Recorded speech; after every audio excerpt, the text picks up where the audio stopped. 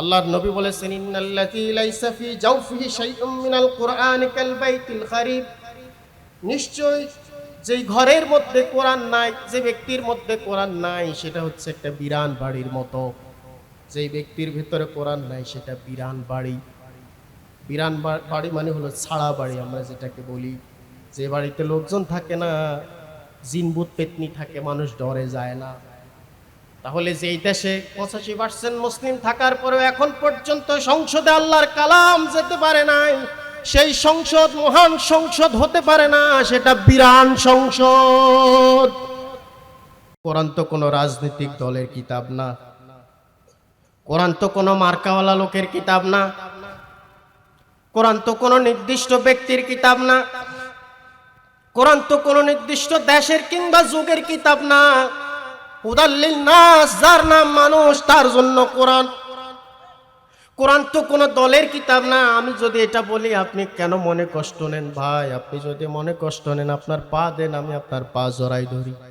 বিনয়ের সাথে বলি ভাই, কবরে কিন্তু কোনো দলের নেতা যাবে না, কবরে আপনার নেতা আপনাকে রক্ষা করতে যাবে না। আপনি দুনিয়াতে মামলা খেলে থানাতে আপনি ফোন করে দিলে আপনার কর্মী ছেড়ে দিবে, ছাড়াই আনতে পারবেন। কিংবা আপনার কর্মী ফাঁসির আসামি হলে রাষ্ট্রপতি প্রাণ ভিক্ষা দিয়ে তাকে বাঁচাতে পারবে। কিন্তু কবর এমন একটা জায়গা যেখানে আপনার কোনো হেলতে কাজ হবে না, রাষ্ট্রপতির প্রাণ ভিক্ষায় কাজ হবে না। সেই কবরকে ভয় করুন। আপনার কবরে আপনি যাবেন, আমার কবরে আপনি যাব। আমি কবরের খবর দেওয়ার জন্যই আপনার সাথে কথা বলছি। বাবাজিরা আমার, আল্লাহর নবী এমন একটা সমাজ তৈরি করেছেন কোরআন দিয়ে, যেই সমাজ অন্ধকারচ্ছন্ন ছিল। আজকের আধুনিক যুগের লোকেরা তাকে আইয়ামে জাহিলিয়াত বলছে। আইয়ামে জাহিলিয়াত অর্থ কি? অন্ধকারের যুগ। আপনি যদি অন্ধকার বলা হয় তখন আপনি বলবেন এখন রাত, সূর্য দেখা যায় না, চাঁদ নাই, তার মানে এখন রাত। আসলে আইয়ামে জাহিলিয়াত বলতে এরকম রাতকে বুঝায় না, অন্ধকার বলে নাই। সেখানে দিনের বেলায় সূর্য উঠতো, রাতের বেলায় চাঁদ উঠতো, মানুষ রাতের বেলায় প্রয়োজনে বাতি জ্বালাতো। তাহলে এটাকে আইয়ামে জাহিলিয়াত কেন বলা হয়? সেখানে আপনার আমার মতো মানুষ ছিল, সেখানে আপনার আমার মতো ব্যবসায়ী ছিল, সেখানে আপনার আমার মতো ধনী লোক ছিল, এরকম সমাজপতি ছিল, সর্দার মাতবর সবই ছিল। এত কিছু থাকার পরও তাদের আন্তর্জাতিক trade, merchant and commerce business থাকার পরও তাদেরকে সাবা মুআল্লাকা, কাবার দেওয়ালে সাবা মুআল্লাকা ঝুলিয়ে দেওয়া হতো। 7 জন শ্রেষ্ঠ কবির কবিতা সারা পৃথিবীকে তাক লাগিয়ে দেওয়ার মতো সাহিত্যের ভান্ডার তাদের ছিল। ইমরুল কায়েস, আমিরুশ শুআরা যাকে বলা হয়, জাহিলি কবি, মুশরিক কবি, কিন্তু তার কবিতা পর্যন্ত কাবার দেওয়ালে ঝুলিয়ে রাখা হতো। এখন পর্যন্ত সারা পৃথিবীতে মাদ্রাসা ছাত্ররা ইমরুল কায়েসের কবিতা পড়ে।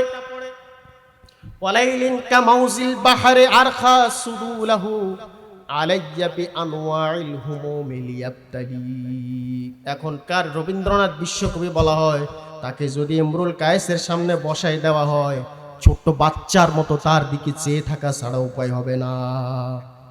প্রেমিকার বিচ্ছেদের কবিতায় তিনি লিখেছেন, ওয়ালাইলিন কামাউজিল বাহরে আরখা সুদুলাহু, আমার গায়ের উপরে সমুদ্রের উথলে ওঠা ঢেউয়ের মতো একটার পর একটা বিপদ আশ্রে পড়তেছে। ভাষা খেয়াল করতেছেন আপনি?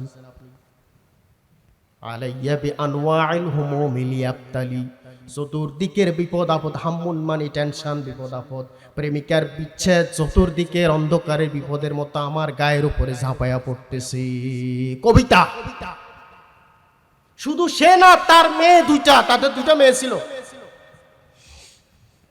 ইমরুল কায়েসকে আততায়ীরা হত্যা করে ফেলছে।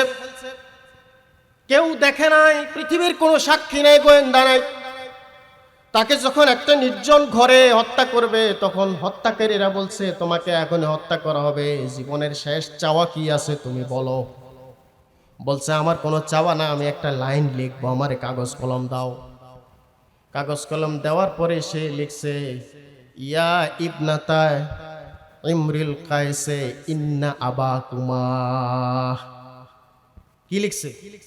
হে ইমরুল কায়েসের 2 কন্যা, নিশ্চয়ই তোমাদের বাবা। কি লিখছে? হে ইমরুল কায়েসের দু কন্যা, নিশ্চয় তোমাদের বাবা। আর কিছু লেখে নেই। বলছে আমার খুনের পরে আমাকে তো তোমরা হত্যা করবা, আমার প্রতি একটু দয়া করিও, আমি তোমাদের কাছে একটু দয়া চাই। বলে হ্যাঁ, যে দয়া চাইবা সেই দয়া তোমার প্রতি করা হবে। বলে আমার মৃত্যুর পরে আমার মেয়েদের কাছে আমার এই কাগজটা পৌঁছায়া দিও। তার জানা আছে এখান থেকে আমার আর বাঁচার উপায় নাই, কিন্তু খুনিদের তো বিচার হতে হবে। এই কবিতা যখন আমার মেয়েরা পাবে, আমার কাব্যিক বীর্য দিয়ে তারা তৈরি, তাদের আগাগোড়া কবিতার পাণ্ডিত্যের ঢেউ উঠলে পড়তেছে, তারা বুঝতে পারবে আমি কি বলতে চাচ্ছি। খুনিরা খুন করার পরে ওসিয়ত পালন করছে। আরবদের অভ্যাস ছিল, তারা ওয়াদা খেলাপ করতো না। এখনকার মুসলিম মুশরিকদের চেয়ে, ফাসেক মুসলিম নেতাদের চেয়ে ওখানকার কাফের মুশরিক নেতারা আদর্শে ভালো ছিল। এখনকার লোকেরা নির্বাচনের আগে যত ইশতেহার দেয়, ম্যাক্সিমাম মিথ্যা ধোঁকাবাজি। তথাকথিত ট্র্যাডিশনাল প্রথাগত যত নেতা আছে, যত ইশতেহার বলে মানুষের সামনে, তার ম্যাক্সিমামে মিথ্যা কথা বলে। কিন্তু আরব মুশরিকরা, তারা মুশরিক হলো, মিথ্যা বলতো না। তারা আবু সুফিয়ানকে যখন হিরাক্লিয়াসের সামনে বসানো হলো, তার সাথে বাণিজ্যিক কাফেলার লোকদেরকে বসানো হলো, আবু সুফিয়ানকে সামনে রাখা হলো। ঘটনা লম্বা, আমি সংক্ষেপ করছি। বলা হলো আমি তাকে প্রশ্ন করব মুহাম্মদ সাল্লাল্লাহু আলাইহি ওয়াসাল্লাম সম্পর্কে। যদি আবু সুফিয়ান আমার সামনে মুহাম্মদের ব্যাপারে মিথ্যা বলে, পেছনে যারা আছো তোমরা আমাকে ধরাই দিবা। আবু সুফিয়ান বলতেছে যদি আমি মিথ্যাবাদী, আমার ব্যাপারে লোকেরা মিথ্যাবাদী সাব্যস্ত করবে, সাক্ষ্য দিবে, এই আশঙ্কা যদি আমার মধ্যে না থাকতো আমি মুহাম্মদের ব্যাপারে মিথ্যা বলতাম। কিন্তু লোকেরা আমাকে মিথ্যাবাদী বললে আমি লজ্জা পাবো, এই মিথ্যুক হওয়ার লজ্জার কারণে আমি মুহাম্মদের ব্যাপারে মিথ্যা বলি নাই। আল্লাহু আকবার। বাবাজিরা আমার, সেই খুনিরা তার কথা রেখেছে, ওয়াদা রক্ষা করেছে। বাড়িতে গিয়ে কেউ আছো নাকি? বলে কে? বলে আমরা আগন্তুক, তোমার বাবার একটা ওসিয়ত আছে, আমরা একটা তোমার কাছে দেওয়ার জন্য আসছি। বলে কি ওসিয়ত? খুলে দেখে লেখা আছে ইয়া ইবনাতা ইমরুল কায়েসের না বা কুমা, হে ইমরুল কায়েসের দুই কন্যা, নিশ্চয়ই তোমাদের বাবা। বলছে আপনারা ভিতরে আসুন, দূর থেকে আসছেন, একটু পানি খান। ভেতরে আসার পরে তারা বাইরে দেয়াল দরজা লাগাই দিছে, ভেতরে ঢুকাইছে, বাইরে দিয়ে দরজা লাগাইছে, পেছনের দরজা দিয়ে ঢুকে পেছনের দরজাও ভিতর দিয়ে লাগাই দিছে। তারা কবিতা ভেতরে দুই বোন মিলে দেখলো, এটার মধ্যে রক্তের চিহ্ন আছে কাগজের মধ্যে, আর লেখা আছে ইয়া ইবনাতা ইমরুল কায়েস ইন্না আবাকুমা। পরের লাইন তারা দুজনে বসে বসে মিলাইছে কত কতালাহুমা, এই যে দুইজন আসছে, দুইজনে মিলে আমাদের আব্বারে খুন করছে। এই দুই মেয়ে কি দেখছিল? এরা রইল বাড়িতে, খুন তো হয়েছে নির্জন ঘরে, কেউ সাক্ষী নাই। ওরা এত জ্ঞানী ছিল, পরের লাইন ওরা মিলাইতে পারছে যে আমার বাবাকে খুন করছে, আবা কুমা কতালাহুমা, এই দুইজন আমার আব্বারে খুন করছে। অতএব দুইটা মেয়ে, তাগড়া মেয়ে ছিল, দুইজনে ধরে দনজনের তরবারি দিয়া শায়েস্তা করে দিচ্ছে। এই ছিল তাদের জ্ঞান। কিন্তু তবুও তাদেরকে আইয়ামে জাহিলিয়াত বলা হয় কেন? সেখানে কোরআনের নূর না থাকার কারণে, কোরআনের নূর না থাকার কারণে সেই সমাজে শিক্ষা ছিল, সভ্যতা ছিল, সংস্কৃতি ছিল, কবিতা ছিল, সাহিত্য ছিল, আন্তর্জাতিক ব্যবসা ছিল, তাদের সমাজে সর্দার মাতবর ছিল, পাঠশালা ছিল, কাবাঘর ছিল। এরপরও তাদের সমাজটাকে আইয়ামে জাহিলিয়াত বলা হয়, কারণ সেখানে ছিল নাকি সব ছিল নাকি? বাবাজিরা আমার, আল্লাহর নবী বলেছেন ইন্নাল্লাযী লাইসা ফি জাওফিহি শাইউম মিনাল কুরআনি কাল বাইতিল খারিব, নিশ্চয় যেই ঘরের মধ্যে কোরআন নাই, যে ব্যক্তির মধ্যে কোরআন নাই, সেটা হচ্ছে একটা বিরান বাড়ির মতো। যেই ব্যক্তির ভিতরে কোরআন নাই সেটা বিরান বাড়ি। বিরান বাড়ি মানে হলো ছাড়া বাড়ি, আমরা যেটাকে বলি, যে বাড়িতে লোকজন থাকে না, জিনভূত পেতনি থাকে, মানুষ ডরে যায় না। তাহলে যেই দেশে 85% মুসলিম থাকার পরেও এখন পর্যন্ত সংসদে আল্লাহর কালাম যেতে পারে নাই, সেই সংসদ মহান সংসদ হতে পারে না, সেটা বিরান সংসদ। এখন পর্যন্ত আমরা সংসদকে কোরআনকে সংসদ পর্যন্ত নিতে পারি নাই। নবীজি কোরআন দিয়ে এমন একটা সমাজ তৈরি করেছিলেন যে সমাজটা সোনার সমাজ হয়ে গিয়েছিল। রাসূলুল্লাহ এমন একটা সমাজকে রুল করাই গেছেন, রান করাই গেছেন। এই সমাজে খলিফাতুল মুসলিমিন ওমর বিন আব্দুল আজিজের ঘটনা আছে, যাকে ওমরে সানি বলা হয়। তার আমলে অনেকগুলো প্রদেশের গভর্নর, অনেকগুলো প্রদেশের বিচারকরা, জাস্টিসরা তার কাছে চিঠি লিখেছেন, অভিযোগ করেছেন, আমিরুল মুমিনিন আমাদেরকে খামাখা বসায় বসায় বেতন দেওয়ার দরকার কি? আমাদেরকে কেন বেতন দিচ্ছেন? রাষ্ট্রীয় বেতন অপচয় হচ্ছে, আমরা খামাখা বসে আছি, আমাদেরকে আপনি এর থেকে উদ্ধার করেন। বলে কি সমস্যা?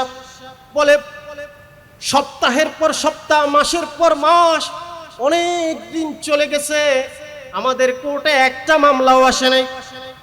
কয়টা আসে নাই? বলেন না, কয়টা আসে নাই? একটা মামলাও আসে নাই।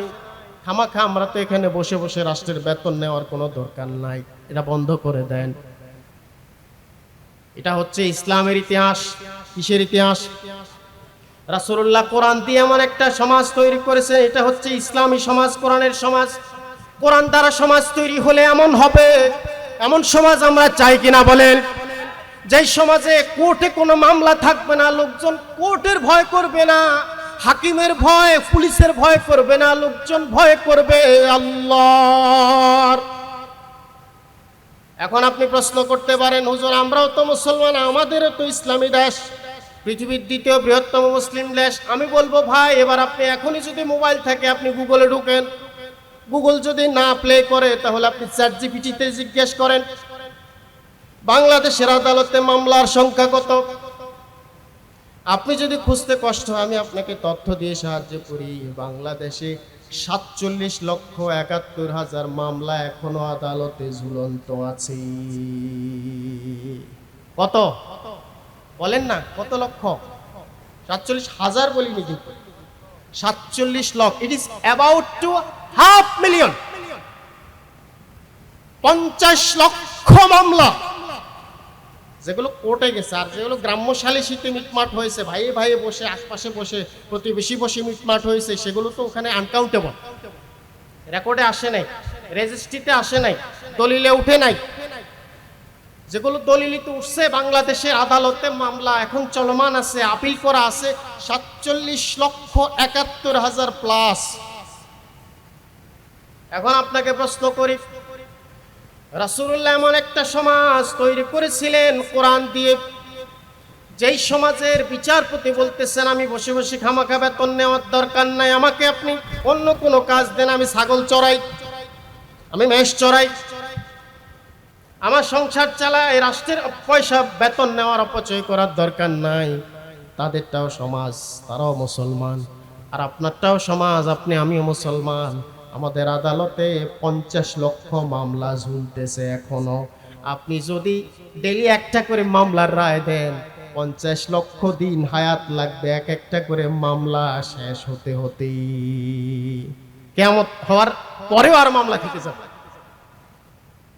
প্রিয় বাবাজিরা আমার, এই সমাজকে আমরা পরিবর্তন করতে চাই কিনা? আরেক জোরে বলেন না, চাই কিনা? তো কি দিয়ে বলেন, কি দিয়ে? আমরা ওই যে বলছিলাম, আমরা এই বাংলা দেখেছি, ওই বাংলা দেখেছি। এখন আমরা যদি একটাবার ট্রাই করে কোরআনের বাংলা, এখন যদি একটাবার আমরা কোরআন দিয়ে ট্রাই করি, ইনশাআল্লাহুল আজিজ, আমার রবের নামের কসম করে বলছি, এই যে ইতিহাস আপনাদেরকে বলছি, ও চিরাই বাংলাদেশ আবার সেই সোনার বাংলাদেশে পরিণত হবে।